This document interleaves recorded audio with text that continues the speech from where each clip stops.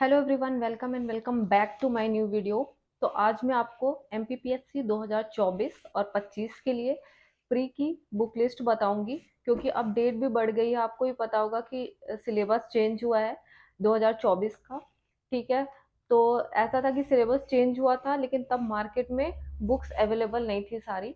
लेकिन अब टाइम भी आपके पास और मार्केट में जो भी सोर्स आपको, जिस भी सोर्स की नीड है सिलेबस के अकॉर्डिंग, वो सोर्स भी अवेलेबल हो गए हैं सारी चीज़ों के।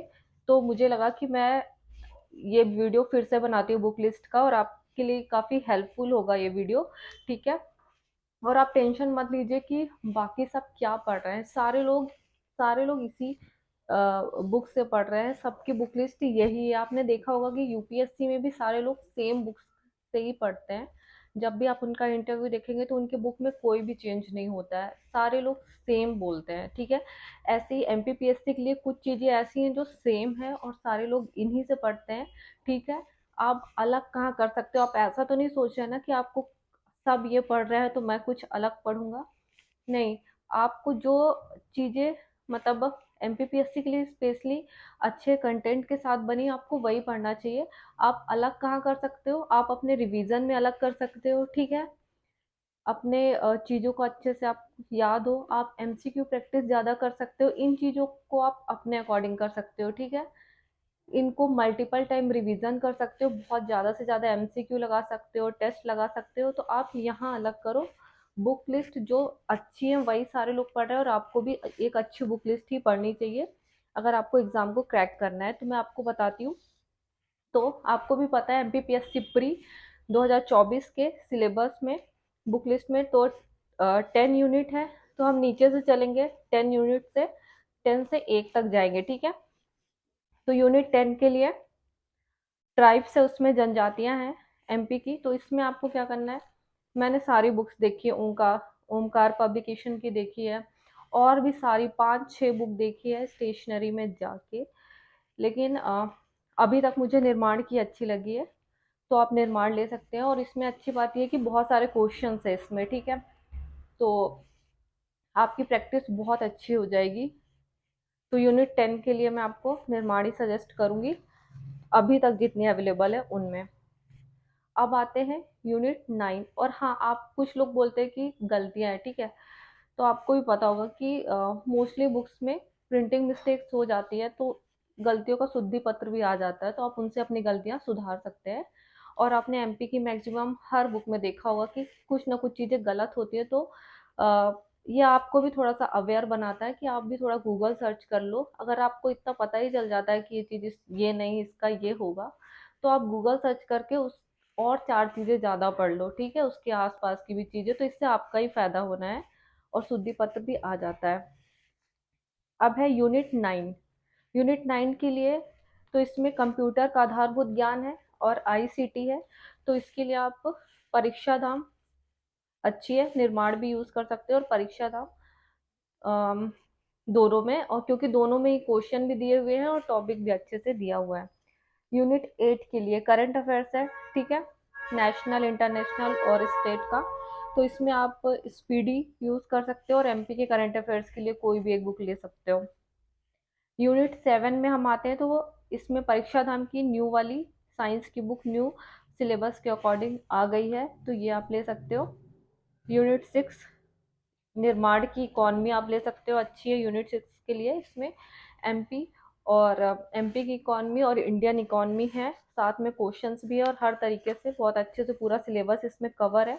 तो यूनिट 6 के लिए अभी तक निर्माण की नहीं आई थी, लेकिन अब आ गई है। तो काफी सारी बुक्स ना अभी आई है, इसलिए वीडियो बनाना पड़ रहा है। ठीक है, तो निर्माण की यूनिट 6 की आ गई है, तो आप यूनिट 6 के लिए इंडियन इकोनॉमी और एमपी की इकोनॉमी के लिए निर्माण की बुक ले सकते हो। उससे अच्छी खासी आपकी ऑब्जेक्टिव प्रैक्टिस भी हो जाएगी एमसीक्यू की, और आप टॉपिक भी पढ़ लोगे एक बार, क्योंकि अब टाइम भी है। यूनिट 5 पॉलिटी के लिए क्या करना है आपको, एमपी की पॉलिटी आपको, एमपी की आपके पास जो भी बुक हो, लेकिन मैं बोलना चाहूंगी कि एमपी की पॉलिटी आप परीक्षा धाम से पढ़ो, एमपी जीके की जो परीक्षा धाम की बुक है उससे। ठीक है, आयोग में आप सिलेक्टिव हो सकते हो कि आपको परीक्षा धाम से पढ़ना है या निर्माण से पढ़ना है। दोनों बुक अपने आप में काफ़ी अच्छी है, ये आपका डिसीजन है, लेकिन दोनों ही सोर्स अच्छे हैं। अब है इंडियन पॉलिटी। इंडियन पॉलिटी आप क्योंकि आपको भी पता है कि बहुत ही कम मतलब टॉपिक है दिए हुए हैं जो हमारे सिलेबस में, तो आप इनको लक्ष्मीकांत से भी पढ़ सकते हो, लूसेंट से भी पढ़ सकते हो, ठीक है, आपको जैसा ठीक लगे। यूनिट 4 में अब हम आ गए हैं, 10 से लेकर यूनिट 4 में आ गए हैं, 1 तक जाएंगे।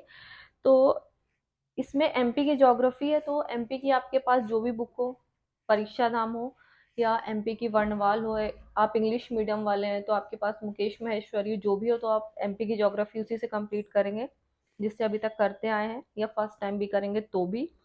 यूनिट 3 के लिए भारत का भूगोल लूसेंट पढ़ना है आपको, और ज्योग्राफी के लिए वर्णवाल पढ़ना है, ठीक है, भारत इंडियन ज्योग्राफी के लिए। फिर यूनिट 2 एमपी की हिस्ट्री, वही एमपी की बुक से पढ़ना है, एमपी की आपके पास जो बुक हो, परीक्षा धाम या वर्णवाल या जो भी आपके पास हो, उससे एमपी की हिस्ट्री आपको पढ़नी है।